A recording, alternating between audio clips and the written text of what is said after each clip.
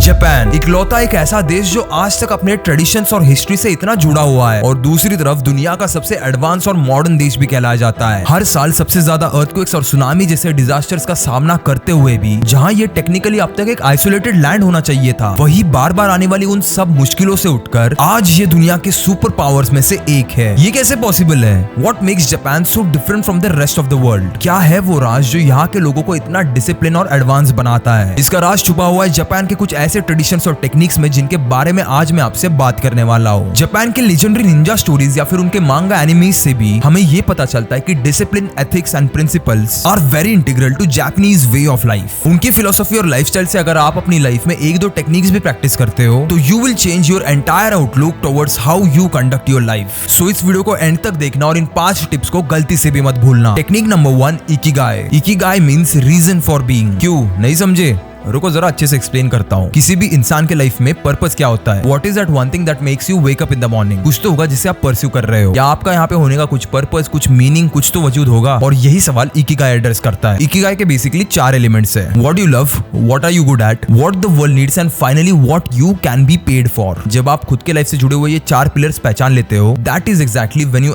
Actually find the real meaning and purpose of your life. इन 4 चीजों का जो इंटरेक्शन होगा ना, that would be your sweet spot, जो आपकी लाइफ में एक सेंस ऑफ सेटिस्फैक्शन, फुलफिलमेंट, एक सेंस ऑफ पर्पस लेके आएगा। बेसिकली इसको अगर आसान शब्दों में कहे तो ये एक फॉर्मूला है जिससे आप अपनी ड्रीम लाइफ विजुअलाइज कर सकते हो और उसकी तरफ एक स्टेप बढ़ा सकते हो। सिर्फ एक बार आपने अपना इकिगाई ढूंढ लिया ना, तो आप उससे जुड़े हुए किसी भी काम को करते वक्त एक फ्लो स्टेट में चले जाते हो और आपका माइंड उस काम को करते वक्त इतना ज्यादा फोकस्ड हो जाता है कि आपके लिए टाइम एग्जिस्ट ही नहीं करता। And that is exactly the power of purpose in your life. इस बात को और ज्यादा इजीली समझने के लिए मैं आपको खुद का एग्जांपल देके समझाता हूँ। मेरे कॉलेज ईयर्स में ना मैंने बहुत कुछ ट्राई करके देखा। पहले मैं बायोटेक की डिग्री के लिए प्रैक्टिस कर रहा था जो मुझे 1 साल में छोड़ना पड़ा। फिर मैंने अपने लाइफ के 4 साल दे दिए इंजीनियरिंग को, लेकिन वहां पे भी मुझे सेंस ऑफ सेटिस्फैक्शन मिला ही नहीं। वो कुछ काम करने की खुशी जो होती है ना, वो मिली नहीं रही थी। तो मैं अपने पैशन से जुड़ा हुआ छोटा मोटा काम फ्रीलांसिंग के थ्रू करने लगा। आज मैं आपके सामने ये बात रखते वक्त एक ऐसे पॉइंट पे बैठा हूँ where I can say that I have found my ikigai because number 1 I am doing something which I am very passionate about. Number 2 I am also good at it from my years of experience. Number 3 I am giving something that the world needs. यानी ये जो मैं आपको थोड़ा बहुत अपने video से educate करने की कोशिश कर रहा हूँ, this is something which definitely gives me a sense of satisfaction कि हमारे आने वाले यूथ को, हमारे आने वाले कल को मैं कुछ ना कुछ नई चीज सिखा रहा हूँ। And number 4 I am also getting paid for it. ये 4 चीजें रोज मुझे उठ के कुछ नया करने का पुश देती है। मेरे लिए ये वो लाइफ का स्वीट स्पॉट है। तो how can you find this sweet spot in your life? कैसे आप समझ सकते हो कि आपके लाइफ का इकिगाई क्या है, पर्पस क्या है? अगर आप 18 से 24 साल के हो तो एक ऐसी ऑडियो बुक है जो मैं आपको स्ट्रांगली रिकमेंड करूंगा। अपने इकिगाई को कैसे तलाशे, जो आपको सुनने मिलेगी कुको एफएम पे। कुको एफएम ना एक ऐसा प्लेटफॉर्म है जिसे मैं पिछले 1 साल से यूज कर रहा हूँ और मैंने खुद ने अपनी लाइफ में पिछले 1 साल में बहुत सारे चेंजेस देखे हैं। Going from 2000 subscribers to 5 million subscribers in a year is not a joke. इस बात को आप भी मानोगे कि ये करने के लिए ना बहुत ज्यादा डिसिप्लिन और एक स्ट्रॉन्ग पर्पस की जरूरत होती है। और रिसेंटली जब मैंने डेटा देखा तब मुझे पता चला कि हमारे लाखों सब्सक्राइबर्स कुको एफएम से डेली कुछ ना कुछ नया सीख रहे हैं और वो भी अपनी अपनी लाइफ में आगे बढ़ रहे हैं। लेकिन अगर आपने अब तक कुको एफएम की ऑडियो बुक्स नहीं सुनी है तो अब आपके लिए कुको एफएम ने 7 डेज का फ्री ट्रायल शुरू किया है। इन 7 दिनों के दौरान आप पूरे प्लेटफॉर्म में से किसी भी शो को सुन सकते हो, जिसमें 5000 प्लस शो शामिल है बिल्कुल मुफ्त। लेकिन ये बहुत ही ज्यादा लिमिटेड टाइम ऑफर है, तो इसे जल्दी जाके अवेल करें। और हाँ, after 7 days subscription plan will be activated. तो अभी जाके डिस्क्रिप्शन में जो स्पेशल लिंक है वहां से कुको एफएम को डाउनलोड करो और अपने इकिगाई को कैसे तलाशे ये ऑडियो बुक सुनो। Now coming back to the topic, अब समझते हैं अगली टेक्निक को। Technique number 2, kaizen. ये एक बड़ी सिंपल सी फिलोसॉफी है which means small steps big progress. Kai means change and zen means for the better. ये काइजन की जो फिलोसॉफी है उसे इंट्रोड्यूस किया था एक बहुत ही popular car manufacturing company Toyota ने, जो अपने एम्प्लॉइज को हर एक छोटे छोटे लेवल पे एक पॉजिटिव चेंज करने के लिए एनकरेज करती थी। ऐसा करते करते वो आज दुनिया की सबसे बड़ी कार मैन्युफैक्चरिंग कंपनीज में से एक बन चुकी है। टोयोटा की रिलायबिलिटी तो हम सभी को पता है। अगर आप देखोगे तो फॉर्च्यूनर्स और Innova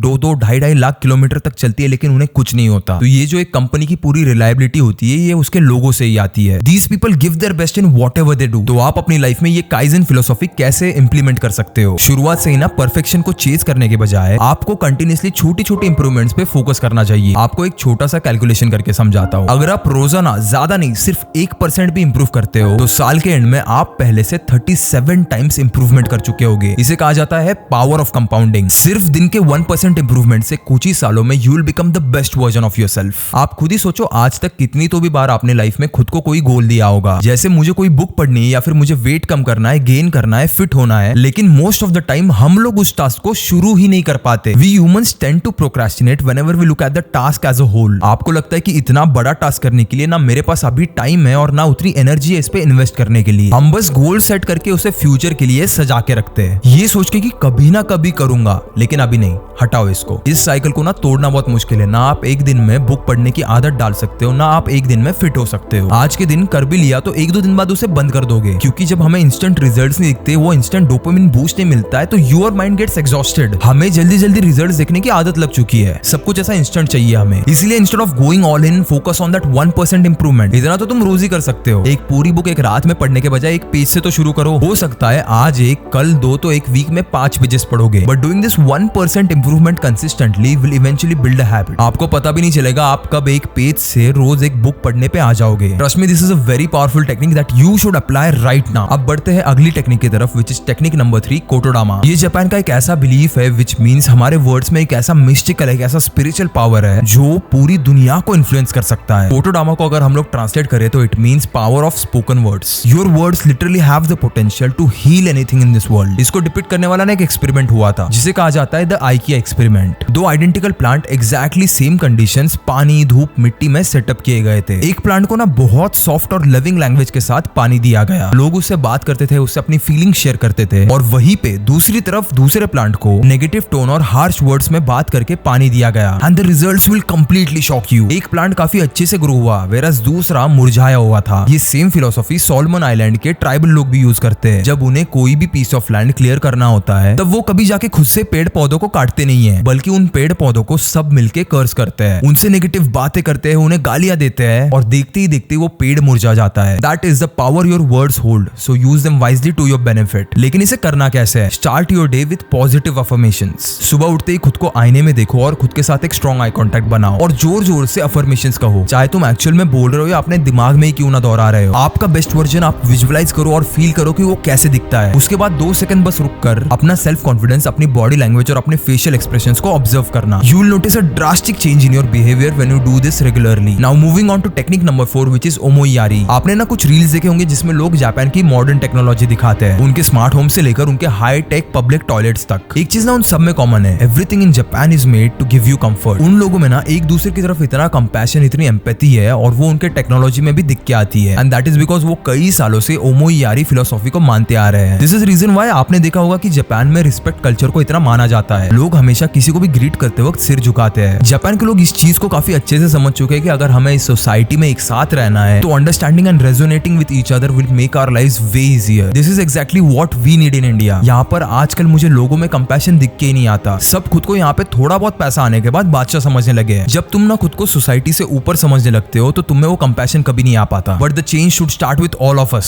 start radiating positive energy to anyone you meet and the universe will reciprocate. अगर आपसे लोगों को नेगेटिव वाइब्स ही मिलती है तो आपकी तरफ भी लोगों का वही एटीट्यूड रहने वाला है। Be the bigger person and lead by example. किसी को भी आपको देख के ये फीलिंग आनी चाहिए कि किसी भी सिचुएशन में ये बंदा इतना काम, कंपोज्ड और रिलैक्स कैसे रहता है। And that is how you will win loyal people in your life. अब बढ़ते हैं हमारी अगली टेक्निक पे, which is technique number 5, shinrin yoku. This is the Japanese art of forest bathing. Japan में ना एक चीज को माना जाता है कि नेचर में एक ऐसा हीलिंग टच है जो आपके बॉडी और माइंड दोनों के लिए एक थेरेपी की तरह काम करता है। The sound of the forest, the scent of the trees, the clean air हमारे सेंसेस को हाइटन कर देती है। और जब हमारे सेंसेस ओपन अप हो जाते हैं तब हम खुद में और नेचर में जो एक गैप है उसे ब्रिज कर देते हैं। हमारी आजकल की भागदौड़ वाली लाइफ से दूर हमें एक डिजिटल डिटॉक्स मिल जाता है जिससे हमारी फिजिकल और मेंटल हेल्थ काफी हद तक इंप्रूव हो जाती है। That is the power of nature's healing touch. जब भी आपको लगे कि आप बहुत ज्यादा फ्रस्ट्रेट हो रहे हो या आपके दिमाग में बहुत ज्यादा नेगेटिव थॉट्स आ रहे हैं तो समझ लेना कि it's time to reconnect with the nature. वो एक ऐसा एटमॉस्फेयर होता है ना जहाँ तुम वापस रियलिटी में आते हो। You start looking at the bigger picture. यहाँ भाई कितने ही बड़े प्रॉब्लम्स है मेरे, you will become grounded instantly. तो ये थे 5 ऐसे जापानीज टेक्निक्स जो आपको लाइफ में आज के आज इंप्लीमेंट करने चाहिए। गारंटी के साथ कह रहा हूँ, आपको 1 महीने के अंदर कुछ ना कुछ पॉजिटिव चेंज दिखेगा। और हाँ, लास्ट में आपको और एक बार बस याद दिला दूं, बुको एफएम पे जाके एक बार तो अपने इकिगाई को कैसे तलाशे ये ऑडियो बुक जरूर सुनना। इस बुक में ना जितने भी सारे टिप्स दिए गए हैं वो आपके लिए बहुत ज्यादा बेनिफिशियल होने वाले हैं। इस ऑडियो बुक की लिंक आपको नीचे डिस्क्रिप्शन में मिल जाएगी। And I will see you in the next video.